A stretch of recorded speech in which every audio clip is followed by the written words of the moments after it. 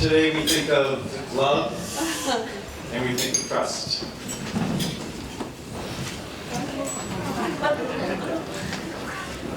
For those of you who know me well, I don't think that's what you're thinking right now. I think what you're thinking is, how is it that this guy who, when God was giving out frugality, gave this guy a double dose? How is it that this guy made it? Okay, a triple dose. So how is it that this guy made it to this day without Jane or Ellie killing him? Well, there are a couple of reasons. First reason is a conversation I had with Jane a few months back. And it was in the morning, and she had had a kind of a sleepless night. And I could tell she was stressed. And I said, "What's wrong?" And she looked at me and she just said, "You don't know. You don't know. There's so much to do. There's so much planning to do. It's overwhelming." And I looked at her with these comforting eyes, and I said, "Don't worry about it. Everything's gonna be fine." And she looked at me and she said, actually using a tone that only a wife of 30 years would use. And she said, "You know about 10% of what's going on." And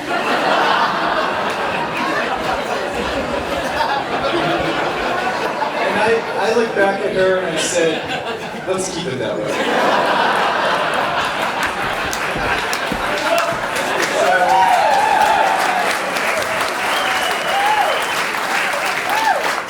A few weeks passed and I started having some questions about the morning of the wedding.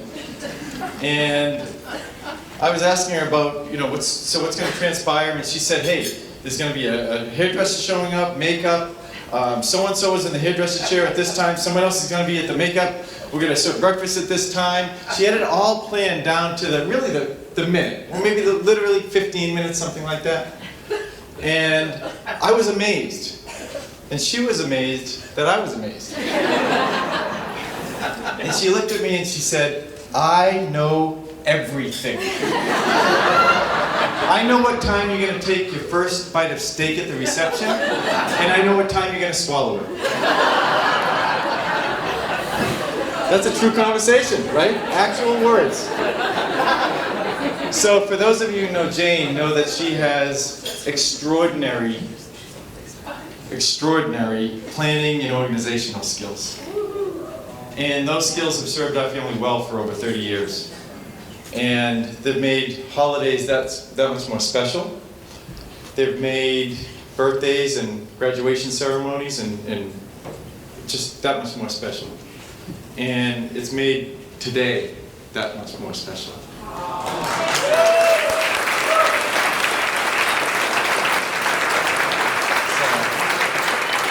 So Jane doesn't just have extraordinary organizational skills. Jane's extraordinary in every way. And that's coming from a guy who only knows 10%. So, the second reason why I'm here seemingly unscathed today is because I had an epiphany. And it happened a couple of months ago in church, of all places. And the deacon was giving a homily about how in American culture today we associate high value with high cost. So guess what I started thinking about? So I'm thinking about the wedding, and I started to daydream, to this very day, and to this very moment, about how happy I am that we are all here together. And to me, it's priceless. Yes, I said priceless. So on behalf of John and Kathy Wheeler, Jane and I would like to welcome you to the BVI, and we'd like to thank you for coming to celebrate Allie and Graham's wedding with us. There are a few people that I want to mention that aren't here today. My dad isn't here, and Allie, he would have loved to be here in his healthier days, but my dad's not healthy enough to travel anymore. So he's not here, but we're missing him. And my sister Donna had plans to be here today. That's Donna, that's how we say it in New England. It's Donna. And she had plans to be here, but instead she changed her plans and she flew down to Florida to be with my dad so my mom could be here today. And I'll tell you, that's the greatest gift that I could have received, and certainly my mom and Allie. So we're so happy, and we're missing my twin sister Donna, and her husband Ed today. And we're also missing my father-in-law Jim McCusker. He passed almost 4 years ago now. And you know, Papa Jim would have loved this party. He would have loved to be here with his wife and his children, his grandchildren, his brother and his sisters. And he's here though, Ellie. You know that he's here. You can feel it. And you're going to look around the room and you're going to see that someone's going to give someone a hearty handshake and maybe grab their elbow while they're at it. That's Papa Jim. Or you might be talking to someone and you might all of a sudden get a scent of Polo aftershave. Papa Jim. But when we're all going to feel his spirit, really the strongest, I think, is when they roll out the ice cream dessert cart. He's going to be there. He will be there. So, you know, weddings bring out a lot of emotions in family and in close friends. And as the father of the bride, they bring feelings of nostalgia. And it doesn't seem like it's been over 26 years ago that we brought Allie home from the hospital. For those of you who don't know, Allie was born 10 weeks premature. So she was 3 pounds 6 ounces, and she dropped down to 2 pounds 12 ounces from her birth weight. I used to say she was 3/4 of the way cooked. But she wanted to be here. She was a fighter, and as my mom always said, she was put here for a reason. And she fought, and she survived when her twin didn't. And she really wanted to be here. And so I can remember when she was strong enough, all she had to do was grow. And we brought her up from Boston to a local hospital. And I can remember I'd go in on my way to work in the morning, and I'd go in and visit with her, and she'd be in the incubator, and all she had on was this tiny, tiny little diaper, because that's all that would fit her. And what I'd do is I'd scoop her up, and she'd fit in the palm, her head would fit in the palm of my hands, and her toes wouldn't reach to my elbow. And I'd just kind of hold her there. And I remember this one particular day, I put her back down in the incubator, and I noticed that there was a stain on my white shirt sleeve. Tiny diaper, you get it? So I went into work that day, and I was the proudest papa, going into people's offices. Look what my daughter did. You know, it's said that kids can bring out the highest of highs and the lowest of lows in you, and I believe that to be true.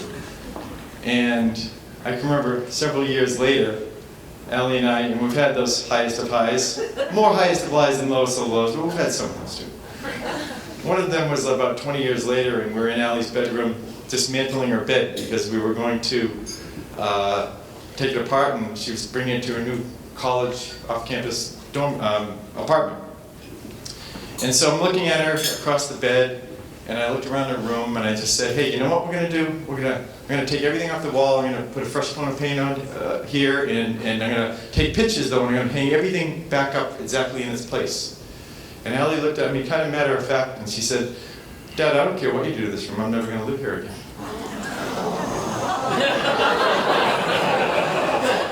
Lowest of low. But that was this little nucleus of a family that Jane and I had created. I really realized for the first time would never be the same again.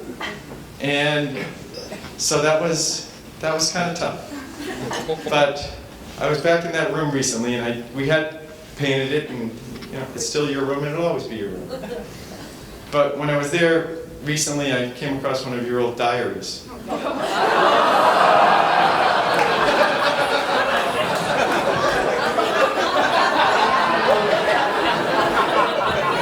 And I have that here.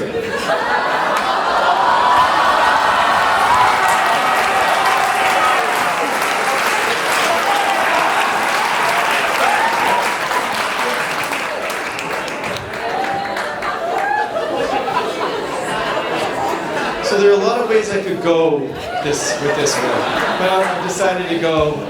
Chapter 8. I'm going to go the high road. And the high road here is February 7th, 2007, so a little over 10 years ago. Allie wrote 3 goals down. My goals. You remember this? No. Number 1, to make an impact on the world in the best way possible. Well, you did that the first time I saw you, on July 14th of 1990. And you've made an impact on many lives, many people in this room, and I know that you're going to go on to have an impact on many, many lives in the world. Number 2, to get accepted into a great college. Again, this is a 16-year-old. And she did that. And that's why we're all here today, because that's where she met Graham at American University. Number 3, to love somebody with my whole heart. Well, today you made that official. And then she wrote in big letters, laugh. Remember to laugh. And that's where you come in, Graham. For the next 60 plus years, that's your job, is to make Allie laugh like I've seen you make her laugh so many times.